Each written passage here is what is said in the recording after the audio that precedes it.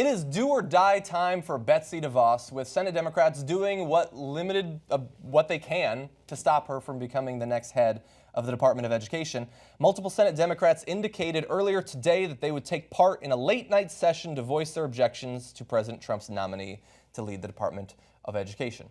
Democrats will hold the floor for the next 24 hours until the final vote, which is scheduled for tomorrow, to do everything we can to persuade just one more Republican to join us. That is Senator Patty Murray. There's other Democrats who've spoken about this. Speeches have been scheduled throughout the night. I'm looking forward to whatever Bernie Sanders ends up saying. I didn't see any tweets from him about this, which is surprising, but I know that he's busy lately. And so what they need to do is get 3 Republicans to join the 48 Democrats that we have. Right now, there's 48 Democrats, and they have Susan Collins and Lisa Murkowski who've joined them, which gives them 50-50 with the other Republicans, which means absolutely nothing because Mike Pence can come in and break the tie. They just need one more Republican.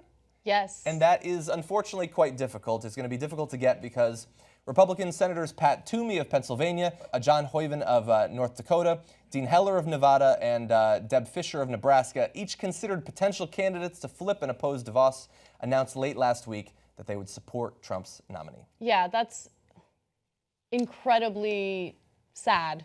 Yeah. And there were a lot of cabinet picks that I disagreed with, and Betsy DeVos, I think, is an example of one of the worst, right? So you have Rex Tillerson, you have Steve Mnuchin. I mean, he is just filling that swamp with, corporate interests and the same individuals that he claimed that he wasn't going to do business with once he gets into office.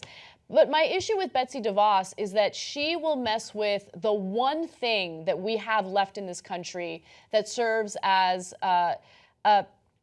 I guess an economic ladder, a way of... The great equalizer? Yeah, we talk about the great equalizer being education, and that's truly what it is. Without education, so many people wouldn't be able to get to the place that they are in their lives. I wouldn't be able to get to the place that I'm in my life. I grew up in a poor working class family in Reseda, California. My parents were both immigrants, and it wasn't until I was in high school that my parents were finally financially stable because my dad was able to pay off some properties that he gets, rent money from. Yeah. But before that, I remember knowing what it was like to be poor. My parents couldn't afford meat for dinner, and my mom would tell me over and over again, you have the opportunity to build a better life for yourself through education. Yeah. I went to public schools, I went to college, I got my master's degree, and I was able to do what I wanted to do with my life. And I feel like it is my responsibility and my obligation to provide the same opportunities for other kids who might be in disadvantaged neighborhoods or in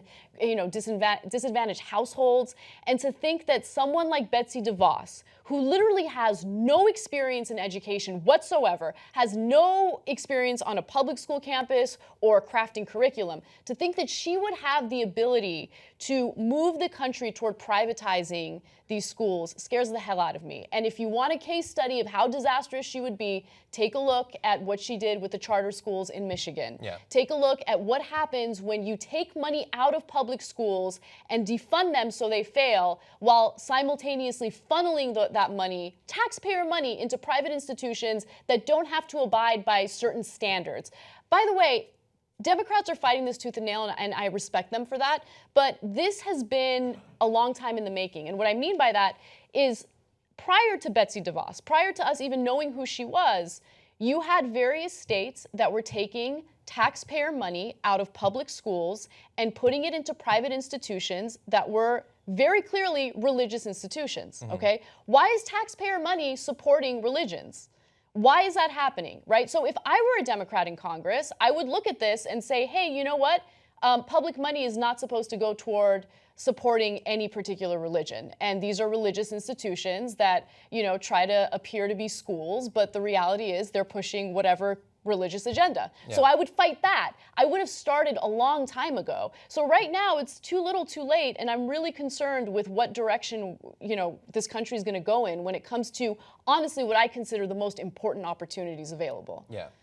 Well, I mean, from her hearings, we know that if she gets to head up our schools, our kids will be less well equipped to enter college and the workforce, but better equipped to fend off bears.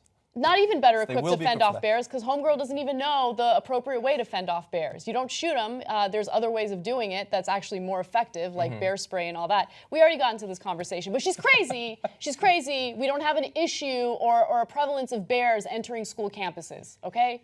Yeah.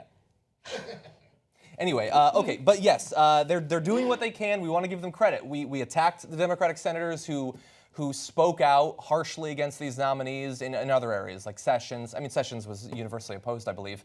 But some of the others, and Ben Carson, and then they voted for him anyway, okay? We criticized them for that. We have to give them credit for doing what they can in the Senate. With DeVos, they tried to stop her committee-level vote from happening, and they got the rules changed on them.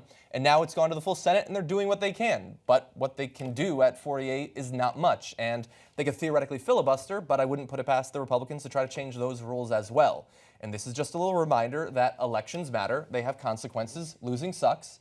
And this is why you don't lose elections and hand the country over to a fascist.